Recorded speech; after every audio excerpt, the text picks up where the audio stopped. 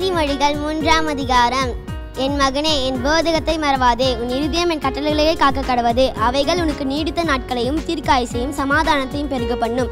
கிருபையும் சத்தியமும் உன்னை விட்டு விலகாதிருப்பதாக. அவைகளே உன் கழுத்திலே பூண்டு, அவைகளே உன் இருதயமாக பலகையில் எழுதிக்கொள்.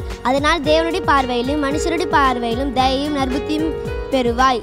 நீ உன் சுயபுத்தின் மேல் சாயாமல் கர்த்தரின் நம்பிக்கையாயிருந்து உன் வழிகளில் நினைத்துக்கொள். அப்பொழுது உன் பாதைகளை செவ்வைப்படுத்துவார். நீ உன்னை ஞானி என்று எண்ணாமல் கர்த்தருக்கு பயந்து தீமையை விட்டு விலகு. அது உன் ஆவிக்கு ஆரோக்கியமும் எலும்புகளுக்கு ஊனுமாகும். உன் எல்லா பொருளாலும் உன் எல்லா விளைவின் முதற் பலனாலும் கர்த்தரை கனப்பண்ணு.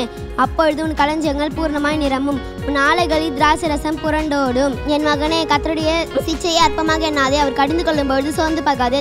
தகப்பன் தான் நேசிக்கிற புத்திரனை சிச்சிக்கிறது போல கர்த்தரும் எவனிடத்தில் அன்பு குய்யாரோ அவனையே சிச்சிக்கிறார். ஞானத்தை கண்டறிகிற மனுஷனும் புத்தியை சம்பாதிக்கிற மனுஷனும் பாக்கியவான்கள்.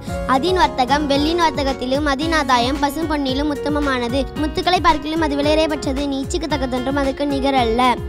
அதின் வலது கையில் தீர்க்காயுசும் அதின் இடது கையில் செல்வமும் கனமும் இருக்கிறது. அதின் வழிகள் இனிதான வழிகள், அதின் பாதைகள் சமாதானம். அது தன்னை அடைந்தவர்களுக்கு ஜீவ விருட்சம். அதை பற்றிக்கொள்கிற எவனும் பாக்கியவான். கர்த்தர் ஞானத்தினாலே பூமியை அஸ்திபாரப்படுத்தி புத்தியினாலே வானங்களை ஸ்தாபித்தார். அவர் ஞானத்தினாலே ஆழங்கள் பிரிந்தது, வானங்களும் பனியை பெய்கிறது. என் மகனே, இவைகளை உன் கண்களை விட்டு பிரியாதிருப்பதாக. மெய்ஞானத்தையும் நல்ல ஆலோசனையும் காத்துக்கள். அப்பொழுது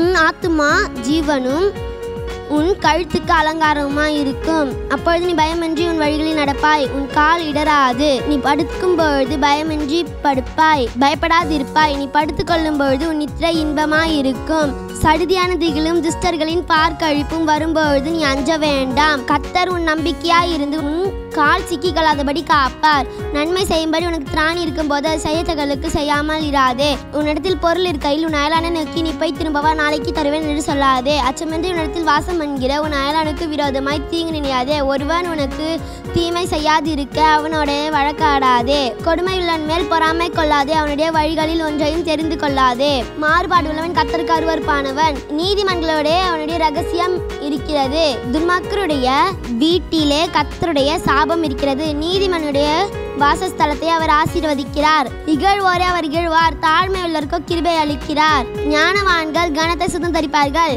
மதிகேடரோ கனவீனத்தை அடைவார்கள். ஆமென்.